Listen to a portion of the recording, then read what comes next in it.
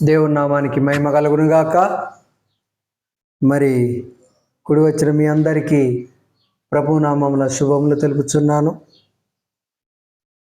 ఈరోజు మరి ఒక మంచి వర్తమానం ఏంటంటే,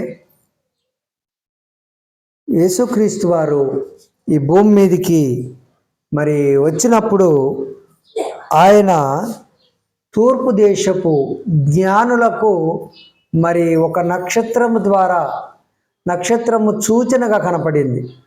కాబట్టి ఒకసారి మనం మత్తయి సువార్త 2వ అధ్యాయము 9వ వచనం ఒక మాట చూస్తే, మత్తయి సువార్త 2వ అధ్యాయము 9వ వచనం, వారు రాజు మాట విని బయలుదేరి పోవుచుండగా తూర్పు దేశమున వారు చూసిన నక్షత్రము ఆ శిశువు ఉండిన చోటికి మీదుగా వచ్చి నిలుచు వరకు వారికి ముందుగా నడిచెను. యేసుక్రీస్తు ఎప్పుడైతే జన్మించాడో, జన్మించినటువంటి సమయములో ఒక నక్షత్రము ఆకాశమందు మరి కనపడింది. ఆ నక్షత్రాన్ని చూసి కొంతమంది జ్ఞానులు ఆయనను చూడాలి, ఆయనను పూజించాలి, ఆయన ఎక్కడున్నాడంటూ వారు బయలుదేరటం మొదలుపెట్టారు. ఆయన అడ్రస్ ఎలా తెలుస్తుంది అని చెప్పి వారు ప్రయాణమై వెళుతుండగా ఆకాశంలో నక్షత్రము వీరికంటే ముందుగా వారికి త్రోవను చూపుతూ ఉన్నదట. అది వెళుతూ వెళుతూ వెళుతూ ఎక్కడికి వచ్చి ఆగిందట చూడండి. వారు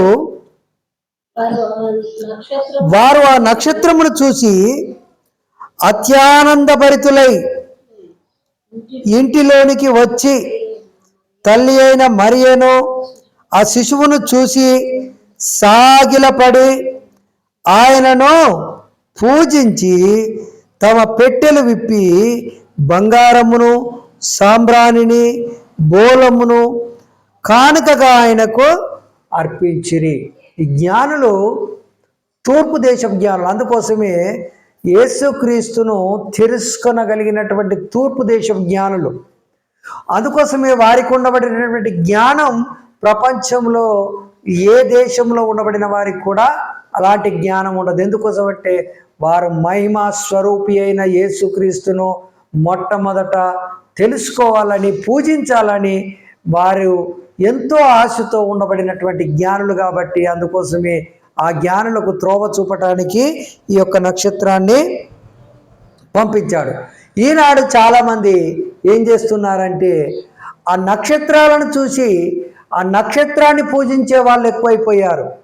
కొంతమంది సూర్యుని ఆరాధించే వాళ్ళు ఉంటారు, కొంతమంది చంద్రుడిని ఆరాధించే వాళ్ళు ఉంటారు, కొంతమంది నక్షత్రాలను ఆరాధించేవారు ఉంటారు, కొంతమంది ఇంకా గ్రహాలను బట్టి మా గ్రహస్థితి ఏంటంటే ఇలా గ్రహాలను చూసుకొని నడిచేవారు ఉంటారు. అందుకోసము వారు ఆ గ్రహాలను పూజించలేదు. కానీ చూసినట్లయితే అక్కడికి వచ్చినట్టు వచ్చి వాళ్ళు ఏం చేశారో చూడండి.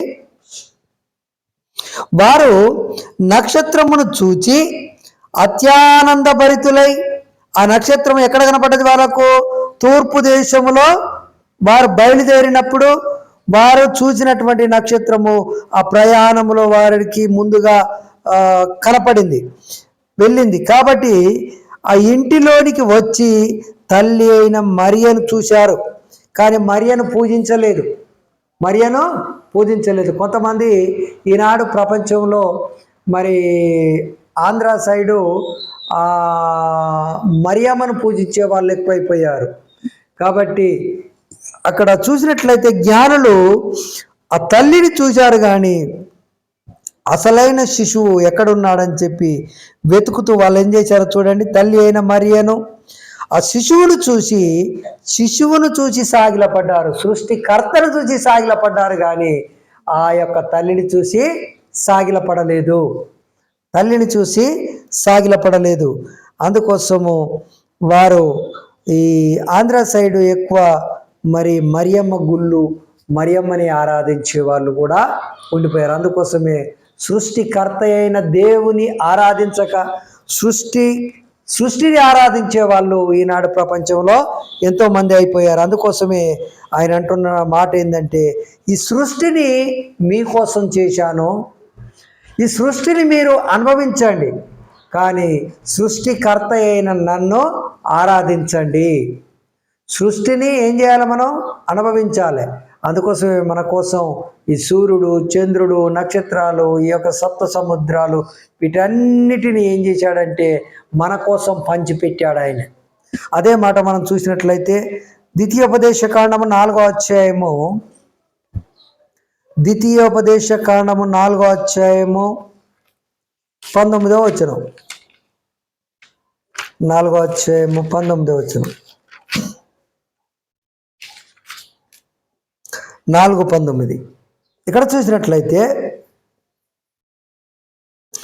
సూర్యచంద్ర నక్షత్రములైన ఆకాశ సైన్యములను చూసి మరల్కొల్పబడి నీ దేవుడైన యెహోవా సర్వాకాశము కింద సమస్త ప్రజల కోసము పంచిపెట్టిన వాటికి నమస్కరించి వాటికి పూజింపకుండునట్లు.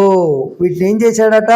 సూర్యుని కానీ చంద్రుని కానీ మరి భూమి పైన ఉండబడినటువంటి ప్రతిదీ కూడా మన కోసము మరి ఆయన పంచిపెట్టాడు. అందుకోసం ఈనాడు ప్రపంచంలో అమెరికాకు ఒక సూర్యుడు, ఆస్ట్రేలియాకు ఒక సూర్యుడు, మరి దేశానికి ఒక సూర్యుడు లేడు, అన్ని దేశాలకు ఒక్కడే సూర్యుడు.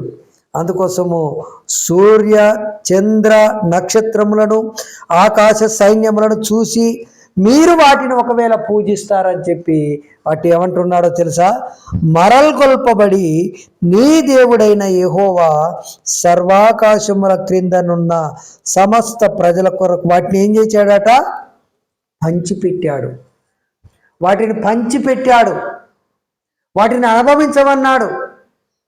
అందుకోసమే దేవుడు ఇచ్చినటువంటి ఈ యొక్క ప్రకృతిలో ఇచ్చినటువంటి ప్రతిదీ మనం ఏం చేయాలంటే అనుభవించాలి.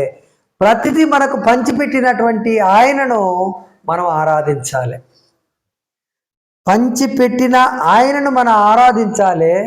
మన కోసం పంచిపెట్టినవన్నీ మనము అనుభవించాలి. అందుకోసమే ఈనాడు కొంతమంది ఏం చేస్తారంటే పొద్దున్న లేవగానే సూర్యుడు కనపడగానే వారికి చెంబె నీళ్ళు తీసుకుపోయి అక్కడ ఆరబోసి సూర్య భగవానుడికి నమస్కారం అంటాడు. వారి మెదడు మోకాళ్ళల్లో ఉన్నదో లేకపోతే ఎక్కడుందో తెలియదు, కానీ అది ఒక గోళము. అది దేవుడు భూమిపైన వెలుగుగా ఉండటానికి నిర్మించినటువంటిది. అది తెలుసుకోలేక ఏం చేస్తున్నారంటే సూర్యుడిని దేవుడు అంటూ ఆరాధిస్తున్నారు, చంద్రుణ్ణి దేవుడు అంటూ ఆరాధిస్తున్నారు, సృష్టినే దేవుడు అంటూ ఆరాధిస్తున్నారు, కానీ సృష్టికర్తను మాత్రం ఆరాధించడం లేదు. అందుకోసమే ఆయన అంటున్నటువంటి మాటలు చూడు, మీరు బహు జాగ్రత్త పడుడి, మీరు బహు జాగ్రత్త పడుడి, యెహోవా మిమ్మును చేపట్టి నేడుండునట్లు మీరును తనకు సఖియ జ్వనముగా నుండుటకై ఇనుప కొలిమి వంటి ఐగుప్తిలో నుండి మిమ్మలను రప్పించను. ఈ దేవుడు ఎలాంటి వాడంటే ఇబ్బందుల్లో ఉండబడిన వాడిని, హింసలలో ఉండబడిన వాడిని, ఉపద్రవాలలో ఉండబడిన వాడిని, ఉగ్రతలో ఉండబడిన వారిని ఏం చేసేవాడంటే రక్షించేవాడు. రక్షకుడై ఉన్నాడు, రక్షకుడై ఉన్నాడు. ఎలాంటి వారైనా ఈ భూమి మీద దిక్కు లేదు మాకన్నా అనబడినటువంటి వారిని ఆయన ఏం చేశాడంటే రక్షించినటువంటి వాడు. అందుకోసమే ఈ సూర్యుని, చంద్రుణ్ణి, నక్షత్రాలను, ఆకాశ సైన్యములను చూసి మీరు వాటిని పూజించకూడదు అంటాడు. అందుకోసమే మీరు ఇంకా అదే నిర్గమాకాండంలో ఒక మాట అంటాడు, 20వ అధ్యాయముల నిర్గమాకాండము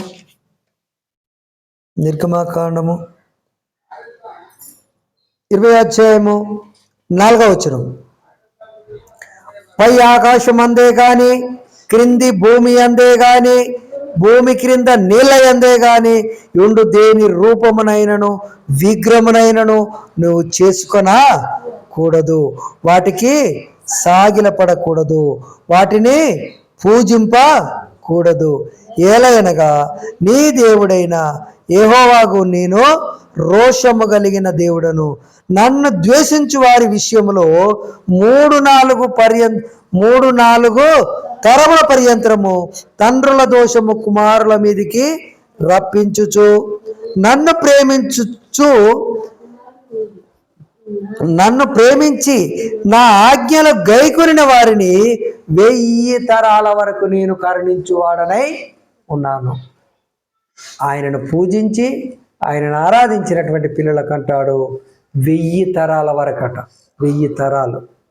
అందుకోసమే మనం ఆయనను పూజిస్తూ ఆయన ఆరాధిస్తూ మనం ఉంటే మన పిల్ల తరతరాలు కూడా ఆయనను మనను కాపాడుతూ ఉంటాడు. అందుకోసమే సృష్టిని ఆరాధించకూడదు, సృష్టికర్తను ఆరాధించాలి.